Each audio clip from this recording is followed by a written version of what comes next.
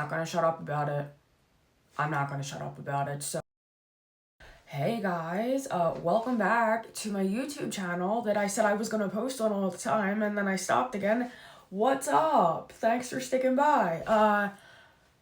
We got a lot to talk about. I don't understand how you can take a 10-year story and fuck it up the way that WWE's managed to do with Randy and Cody. And there are a lot of like die-hard Roman Reigns fans, which I would consider myself one of them, if you know, you know, who are like, oh, well, everything that is happening, like, it's true though.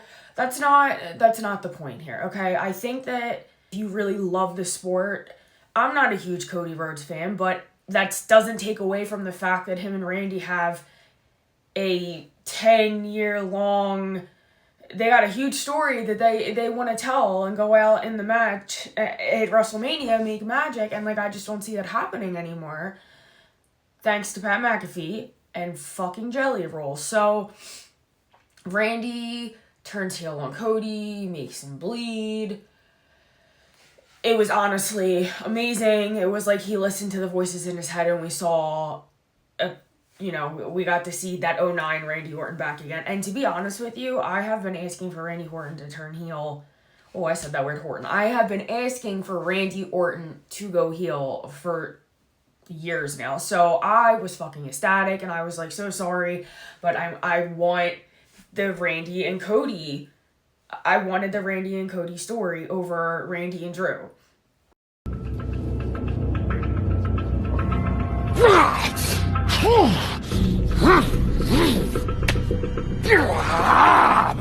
Come on, yeah.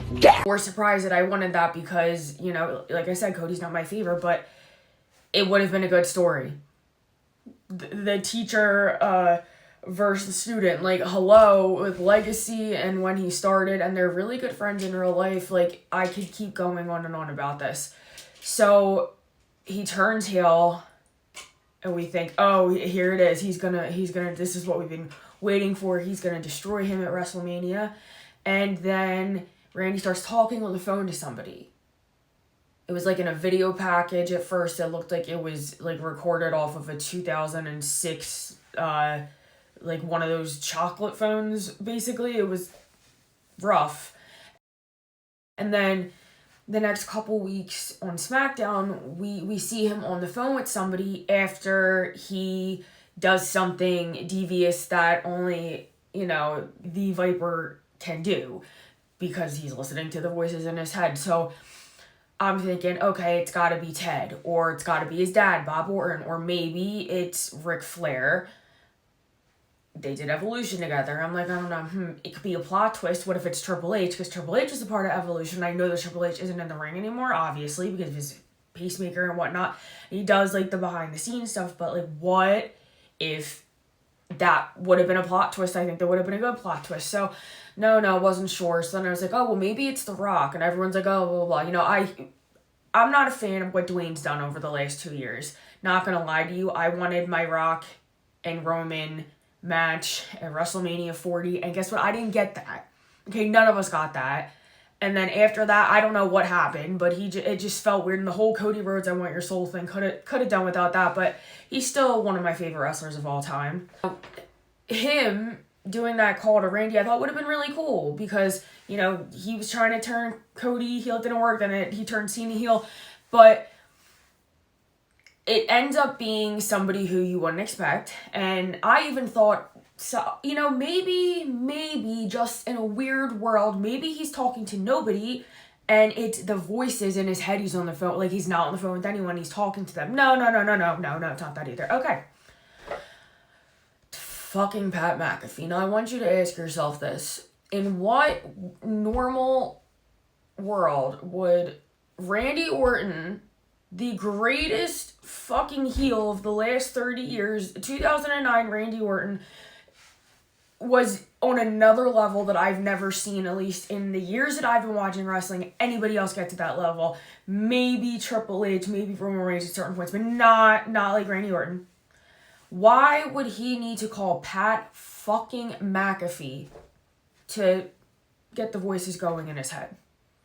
And what does Pat McAfee have to do with any of this story?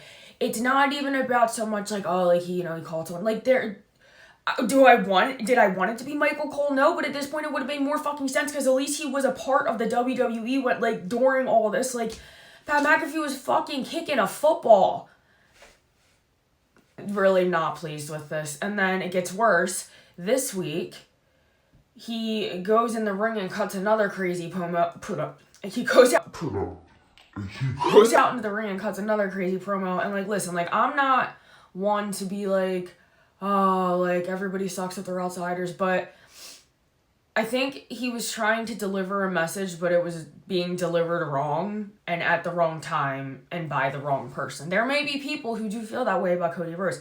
I'm not saying that's me. I'm not saying I didn't find truth in some of what he was saying, but he was not the person who should be delivering that. And then Damian Priest gets on an interview today with someone and says, oh, well, the whole locker room is, like, annoyed about it. And then we're finding out it was, like, a TKO call. It wasn't even, like, a Triple H call. So it just kind of is interesting. And then we find out Jelly Roll's there today. And Jelly Roll's, like, in Cody's corner.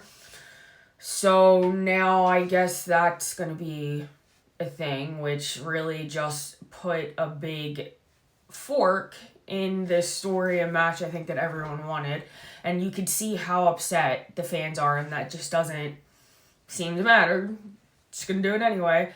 Not to mention, Carmelo Hayes doesn't have a match for WrestleMania. Ilya Dragunov. I'm not sure what's going on with Io Sky and Asuka. If they're going, I really pray that they're gonna have a match. But, like, there are a lot of people I think that are deserving of spots.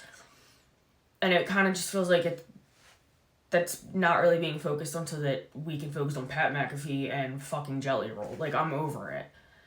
Then I read on the internet today, take this with a grain of salt, but apparently there is a possibility that they are thinking of doing Randy Orton and Pat McAfee versus Cody Rhodes and Jelly Roll at Backlash. I swear to fucking God.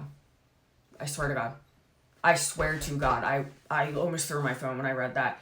Please, wrestling gods, if you hear me, we don't want that. We as in me, we as in most of the people I follow, we don't want that. We don't want that. And I was just saying to my friend earlier, like, I think it would have been really cool if they, like, sped this Tama Tonga and Solo Sikoa, like, potential storyline up, like, just a little bit, because I think it would have been nice to see that play out at WrestleMania, because personally, I don't really like the way that they have done Solo since he had that whole thing with Roman. I think that he's too talented to just not be in Mania either, but, I mean, what are we going to do at this point? But there's really just no reason for Pat or Jelly Roll to play this big of a part. And then you hear people like, oh, Lil Yachty. Lil Yachty is a huge wrestling fan. He's not trying to insert himself in Trick Williams' match. He's just coming out with them and having fun, and they have a connection. That's like the one person that nobody is upset about because he's a real wrestling fan. He's at all the PLEs front row watching, so I don't care about that. But please, for the love of God, end this Pat McAfee Jelly Roll BS and stop putting random people in our PLEs. The only celebrity we want to see back in the ring is Bad Bunny. Bring Benito back. And if you can't bring him back, please let our wrestlers get that time they need. There are people from even NXT that could have had a spot. Like, there's wrestlers on the main roster that could have had a spot, and we're focusing it on fucking Jelly Roll and Pat McAfee, and it just takes away from the amazing story. And people are like, oh, well, you know, it's just to help sell tickets. There really wasn't a fucking need for that because it's Randy fucking Orton. I don't think he needs Pat McAfee to help sell tickets. Like, sorry. Anyways, that's my rant of the night. Like, subscribe. I can't speak. Like, subscribe, follow. I'll chat with you later. Bye.